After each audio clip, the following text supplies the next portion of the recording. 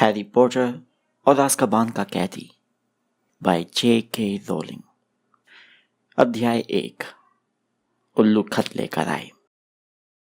Harry Potter कई मायनों में बहुत ही असामान्य बच्चा था। एक बात तो यह थी कि उसे गर्मी की छुट्टियां बहुत बुरी लगती थी। दूसरी बात यह थी कि वह सचमुच अपना होमवर्क करना चाहता था, लेकिन उसे रात में सबसे छिपाकर चोरी से अपना होमवर्क करना पड़ता था। और सबसे बड़ी बात यह थी कि वह एक जादूगर था। लगभग आधी रात का समय था। हैरी पेट के बल अपने बिस्तर पर लेटा हुआ था।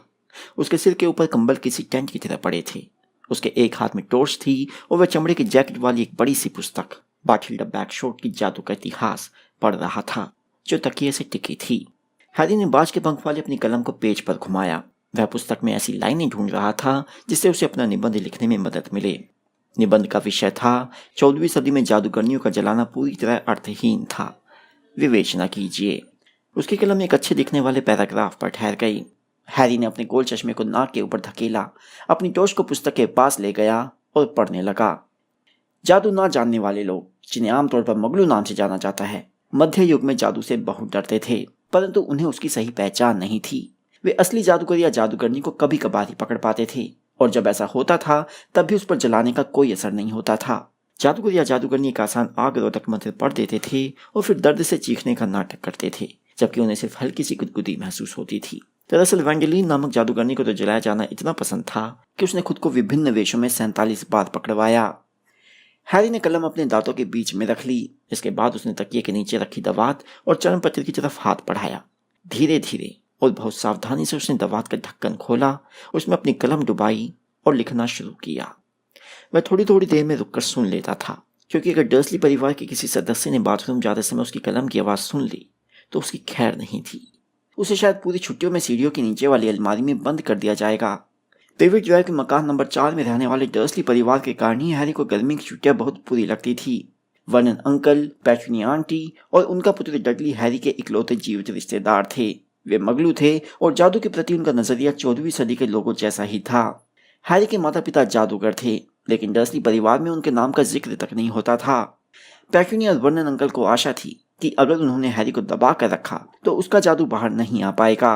बहरहाल उनकी चाल कामयाब नहीं हुई, जिससे वे बहुत गुस्से में थे। अब उनके मन में यह दहशत थी कि कहीं किसी को यह पता न चल जाए कि हैरी पिछले 2 साल से हॉगवर्ट्स जादू और तंत्र के विद्यालय में पढ़ रहा है। अब डर्सली दंपति ज्यादा से ज्यादा बस इतना ही कर सकते थे कि गर्मी की छुट्टियां शुरू होती हैरी की जादू की किताबें, छड़ी, कढ़ाई तथा झाड़ू को ताले में बंद कर दे और उसे पड़ोसियों से बातें न करने दे। अपनी जादू की किताबों के ताले में बंद हो जाने से हैरी बहुत परेशान था, क्योंकि हॉगवर्ट्स की टीचर ने छुट्टियों के लिए उसे ढेर सारा होमवर्क दिया था। हैरी के सबसे कम प्रिय टीचर प्रोफेसर स्नेप ने उसे एक बहुत मुश्किल निबंध दिया था, जो सिकोड़ने वाले काढ़े पर था। अगर हैरी ने स्नेप का होमवर्क पूरा नहीं किया तो उन्हें मजा आ जाएगा और हैरी को 1 महीने की सजा देने का बहाना मिल जाएगा। इसलिए जब छुट्टियों के बाद पहली सप्ताह में हैरी को मौका मिला तो उसने उसका लाभ उठा लिया था। उस वक्त वर्नन अंकल, पेटूनिया आंटी और डडली सामने वाले बगीचे में थे। वे वहां पर वर्नन अंकल को कंपनी से मिली कार देखने गए थे, जिसकी उन्होंने बहुत तेज आवाजों में तारीफ की ताकि पड़ोसी सुन ले और उसे देख ले। हैरी ने देर नहीं की। वह बगैर आवाज के जल्दी से नीचे गया, सीढ़ियों के नीचे वाली अलमारी का ताला तोड़ा, उसमें से अपनी कुछ पुस्तकें निकाली और उन्हें अपने बेडरूम में छिपा लिया। जब तक कि चादरों पर स्याही के निशान ना रहे तब तक डर्सली परिवार को यह कभी पता नहीं चल पाएगा कि वह रात में जादू की पढ़ाई कर रहा है। हैरी उस समय अपने अंकल आंटी से कोई पंगा मोल नहीं लेना चाहता था, क्योंकि वे पहले से ही उसे उखड़े हुए थे। इसका कारण यह था कि स्कूल की छुट्टियां शुरू होने के कुछ दिन बाद ही उसके जादूगर मित्र ने उसे फोन किया था। रोन वीजली हॉगवर्ट्स में हैरी के सबसे अच्छे दोस्तों में से एक था। उसके परिवार में सभी जादूगर थे। इसका मतलब यह था कि वह ऐसी बहुत सी चीजें जानता था जो हैरी को नहीं मालूम थी, लेकिन उसने इससे पहले कभी टेलीफोन का इस्तेमाल नहीं किया था। यह दुर्भाग्यपूर्ण था कि उसका फोन वर्नन अंकल ने उठाया। वर्नन डर्सली बोल रहा हूँ। संयोग से हैरी उस समय उसी कमरे में था। दूसरी तरफ से रोन की आवाज आते सुनकर वह किसी पत्थर की मूर्ति की तरह खड़ा रह गया। हेलो हेलो, क्या आपको मेरी आवाज सुनाई दे रही है? मैं हैरी पॉटर से बात करना चाहता हूँ। रोन इतनी जमकर चिल्ला रहा था कि वर्नन अंकल उछल पड़े। रिसीवर को अपने कान से 1 फुट दूर रखकर वे उसे गुस्से और दहशत भरे भाव से घूरते रहे। फिर वे रिसीवर की तरफ मुंह करके दहाड़े। कौन है? तुम कौन हो? Ron Weasley. दूसरी तरफ से रोन गरजा। उसकी आवाज इतनी तेज थी जैसे वह और वर्नन अंकल फुटबॉल के मैदान के विपरीत छोरों से बात कर रहे हो। मैं हैरी का स्कूल का दोस्त हूँ। वर्नन अंकल की छोटी आंखें हैरी को घूरने लगी, जो उसी जगह पर मूर्ति की तरह खड़ा था। फिर उन्होंने गरजते हुए कहा, यहाँ कोई हैरी पॉटर नहीं रहता है। इस समय उन्होंने रिसीवर को एक हाथ दूर पकड़ रखा था, मानो उन्हें यह डर हो कि इसमें विस्फोट हो सकता है। मैं नहीं जानता कि तुम किस स्कूल का जिक्र कर रहे हो। अब दोबारा कभी फोन मत करना, कभी मेरे घर परिवार के आसपास में नजर मत आना। फिर उन्होंने रिसीवर को टेलीफोन पर इस तरह पटका जैसे वे किसी जहरीली मकड़ी को पटक रहे हो। उसके बाद जो फसाद हुआ वह बहुत भयानक था। अंकल वर्नन ने गरजते हुए और हैरी पर थूक की बौछार करते हुए कहा, अपनी जैसे लोगों को यह नंबर देने की तुम्हारी हिम्मत कैसी हुई?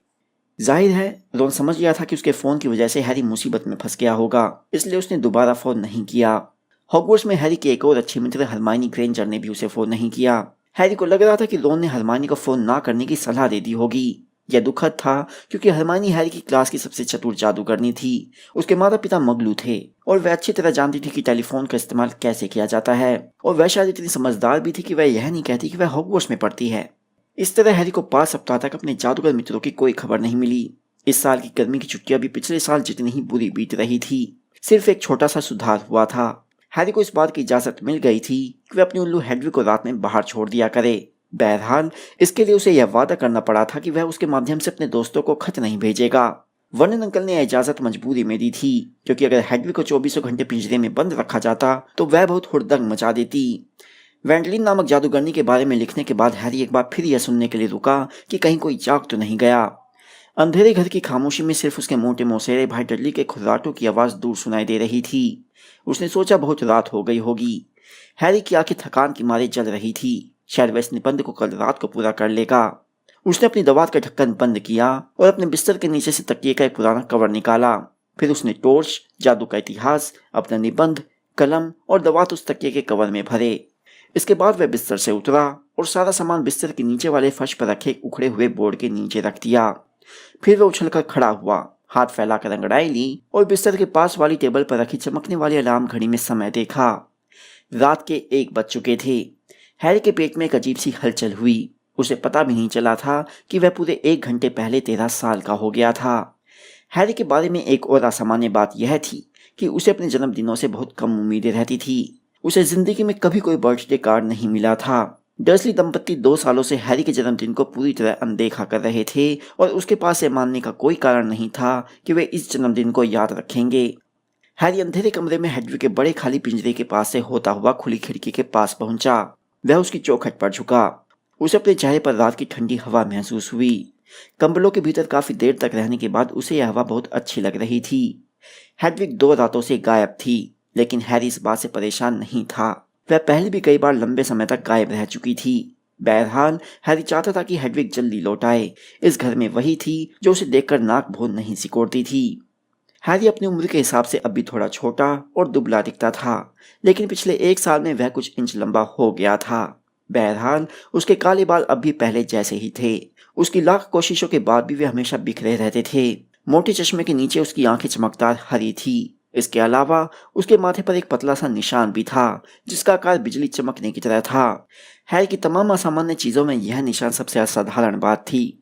डर्सली दंपति 10 साल तक उसे यह झूठ बोलते आए थे कि यह उस कार दुर्घटना में बना था जिसमें उसके माता पिता की मौत हुई थी, जबकि सच्चाई तो यह थी कि लिली और जेम्स पोर्टर की मौत कार दुर्घटना में नहीं हुई थी, उनकी हत्या हुई थी। इस सदी के सबसे भयावह शैतानी जादूगर लॉर्ड वोल्डेमॉर्ट ने उन्हें मार डाला था।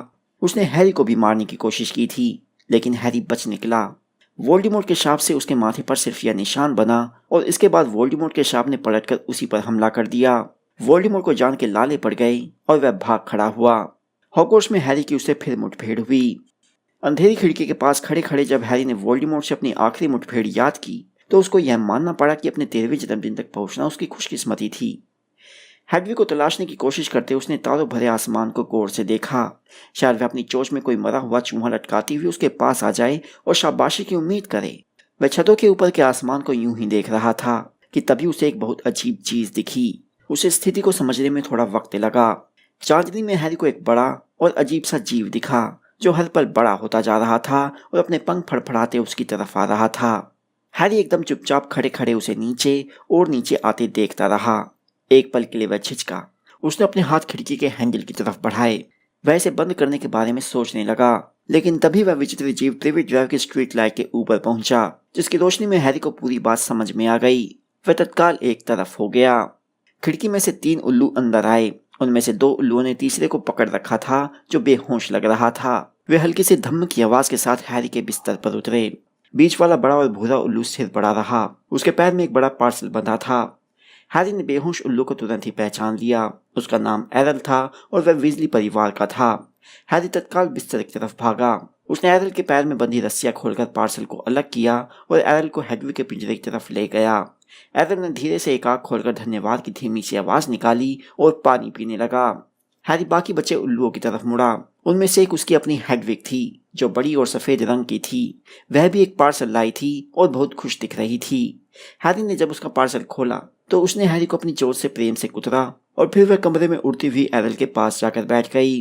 हैरी तीसरे उल्लू को नहीं पहचान पाया, जो सुंदर और छोटा था। बहरहाल वह तुरंत समझ गया कि यह कहां से आया था, क्योंकि तीसरे पार्सल के साथ ही हॉगवर्ट्स की मोहर वाला खत भी था। जब हैरी ने उल्लू का पार्सल निकालकर उसे मुक्त किया तो उसने महत्वपूर्ण दिखते हुए अपने पंख फड़फड़ाए और खिड़की से बाहर उड़ गया। हैरी अपने बिस्तर पर बैठ गया। उसने झपटकर एरल वाले पार्सल को उठाया और उस पर लिपटे भूरे कागज को फाड़ा। अंदर सुनहरे वर्क में एक तोहफा लिपटा था और उसे मिलने वाला पहला बर्थडे कार्ड भी था। कांपती उंगलियों से उसने लिफाफा खोला, जिसमें से 2 कागज बाहर निकले, एक पत्र और एक अखबार की कटिंग। यह साफ था कि कटिंग जादूगरों के अखबार दैनिक जादूगर की थी, क्योंकि श्वेत शाम तस्वीरों में लोग हिलजुल रहे थे। हैरी ने कटिंग उठाई और उसकी तह खोलकर उसे पढ़ा।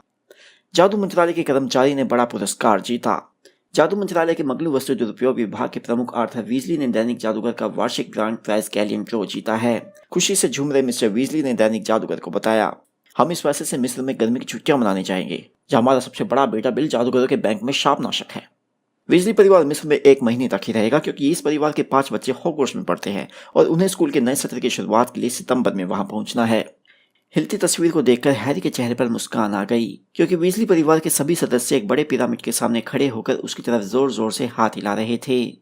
तस्वीर में मोटी और नाटी मिसेस वीजली के साथ गंजे हुए लंबे मिस्टर वीजली खड़े थे। उनके साथ उनके 6 बेटे और एक बेटी भी थी। हालांकि श्वेत शाम तस्वीर में यह नजर नहीं आ रहा था, परंतु उन सबके बाल बहुत लाल थे।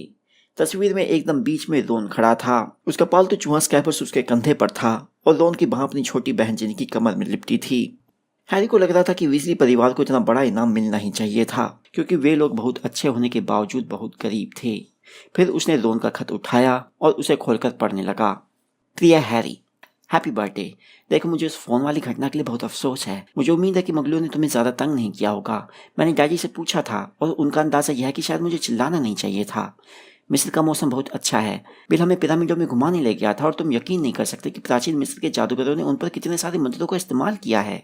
मम्मी जिन्हीं को आखिरी मकबरे में नहीं जाने दे रही थी, वहां पर चोरी से अंदर घुसने वाले मगलों के कंकाल पड़े थे, जिनके बहुत से सिर और रंग उगाए थे।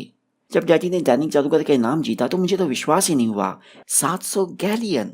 ज्यादातर पैसे तो इन छुट्टियों पर ही खर्च हो गए, लेकिन मम्मी डैडी मेरे लिए नई जादुई छड़ी खरीदने वाले हैं। हैरी को वह घटना बहुत अच्छी तरह याद थी, जब रोन की पुरानी छड़ी टूट गई थी। यह तब हुआ था जब वे कार उड़ाकर हॉगवर्ट्स जा रहे थे और उनकी कार स्कूल के मैदान में लगे लड़ाकू पेड़ से टकरा गई थी। हम सत्र शुरू होने के लगभग 1 सप्ताह पहले लौटेंगे। इसके बाद मेरी जादुई छड़ी और हमारी नई पुस्तकें लेने के लिए हम लोग लंदन जाएंगे। क्या तुम्हारे वहां मिलने की कोई संभावना है? मगलू की बातों से निराश मत होना, लंदन आने की कोशिश करना। रोन। पुनश्च पर्सी हेड बॉय बन गया है। उसे पिछले हफ्ते सूचना मिली थी। हैरी ने तस्वीर को एक बार फिर देखा। हॉगवर्ट्स में 7वीं और अंतिम वर्ष में पढ़ने वाला पर्सी बहुत खुश दिख रहा था। उसने अपने हेड बॉय का बैज अपने टोप पर लगा रखा था, जो उसके बालों पर खुशनुमा ढंग से रखा था। सींग के घेरे वाला उसका चश्मा मिस्र की धूप में चमक रहा था। हैरी अब तोहफे की तरफ मुड़ा और उसे खोलने लगा। अंदर उसे एक ऐसी चीज दिखी जो कांच के छोटे लट्टू की तरह दिख रही थी। इसके नीचे रोन की एक और चिट्ठी थी।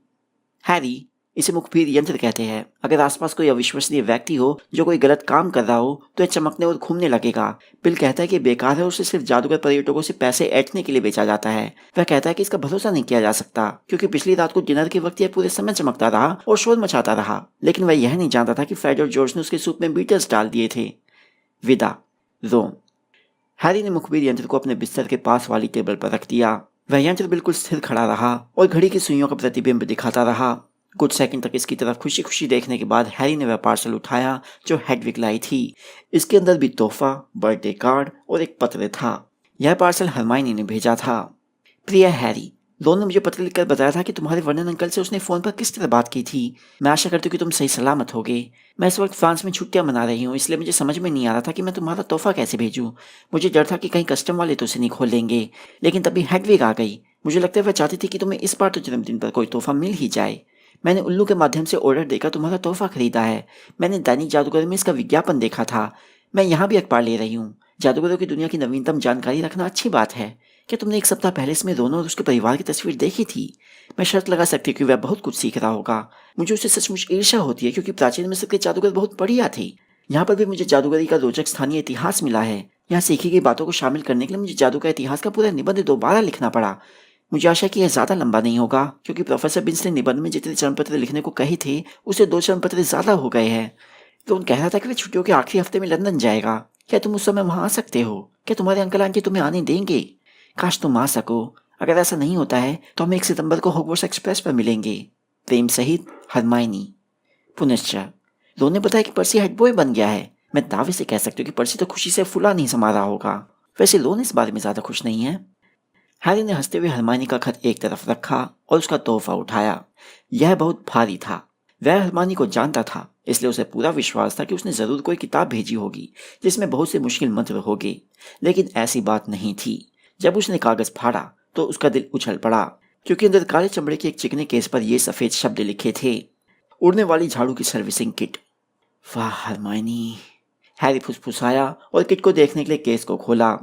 उसमें फ्लीटवुड हाई फिनिश में हैंडल पॉलिश का एक डिब्बा था। इसके अलावा झाड़ू की पूंछ की सीकों को तराशने के लिए चांदी की चमकदार कैंची थी और लंबी यात्रा के लिए झाड़ू पर लगाने वाला पीतल का दिशा सूचक यंत्र था। साथ में अपनी झाड़ू की बेहतरीन देखभाल खुद कैसे करे की मार्गदर्शक पुस्तिका भी थी। हैरी को हॉगवर्ट्स के अपने दोस्तों की याद तो आती ही थी, उसे क्विडिच की भी बहुत याद आती थी। क्विडिच जादू की दुनिया का सबसे लोकप्रिय खेल था, जो बेहद खतरनाक और बहुत रोमांचक था तथा झाड़ुओं पर उड़कर खेला जाता था। हैरी बेहतरीन क्विडिच खिलाड़ी था। वह पिछले 100 सालों में हॉगवर्ट्स की किसी भी हाउस टीम में शामिल होने वाला सबसे कम उम्र का खिलाड़ी था। अपनी निम्बस 2000 झाड़ू को हैरी अपनी सबसे बहुमूल्य चीजों में से एक मानता था। हैरी ने चमड़े के केस को एक तरफ रख दिया और आखिरी पार्सल को उठाया। भूरे कागज पर घसीटा छाप लिखाई देखकर वह तत्काल समझ गया कि इसे हैग्रिड ने भेजा था, जो हॉगवर्ट्स का गेम कीपर था। जब उसने कागज की ऊपरी परत फाड़ी तो उसे अंदर किसी चमड़े जैसी हरी चीज की झलक दिखी। बहरहाल इसके पहले कि वह उसे पूरी तरह खोल पाता, पार्सल ने उसे एक अजीब सा झटका दिया। उसके अंदर जो भी चीज थी, ऐसा लग रहा था जैसे वह अपने दांत किटकिटा रही हो। हैरी किसी मूर्ति की तरह स्थिर खड़ा रहा। हालांकि वह यह बात जानता था कि हैग्रिड जानबूझकर उसे कोई भी खतरनाक चीज नहीं भेजेगा, लेकिन दिक्कत यह थी कि हैग्रिड को यह समझ में ही नहीं आता था कि क्या खतरनाक है और क्या नहीं। हैग्रिड विशालकाय मकड़ियों से दोस्ती करता था, शराब खाने में अजनबियों से 3 सिर वाले दुष्ट कुत्ते खरीदता था और अपने घर में गैर कानूनी ड्रैगन के अंडे रखता था। हैरी ने घबराकर पार्सल में उंगली डाली। अंदर वाली चीज ने फिर जोर से दांत किटकिटाए।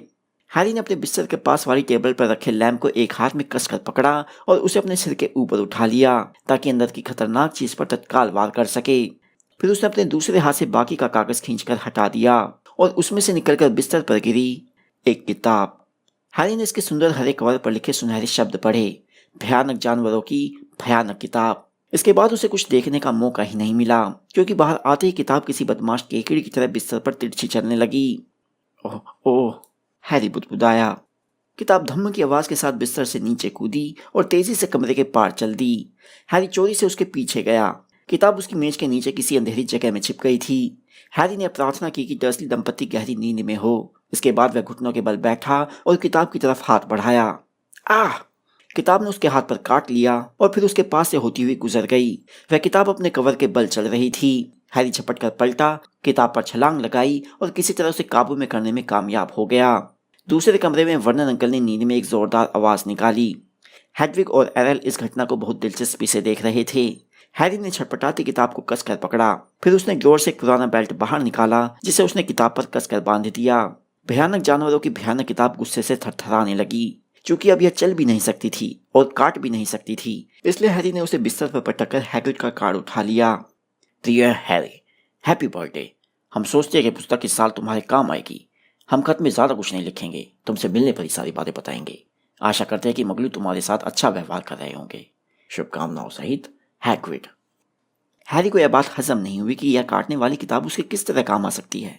लेकिन उसने हैग्रिड के कार्ड को भी रोन तथा हरमाइनी के कार्ड के पास रख लिया और मुस्कुराने लगा। अब सिर्फ हॉगवर्ट्स का खत पढ़ना ही बाकी था।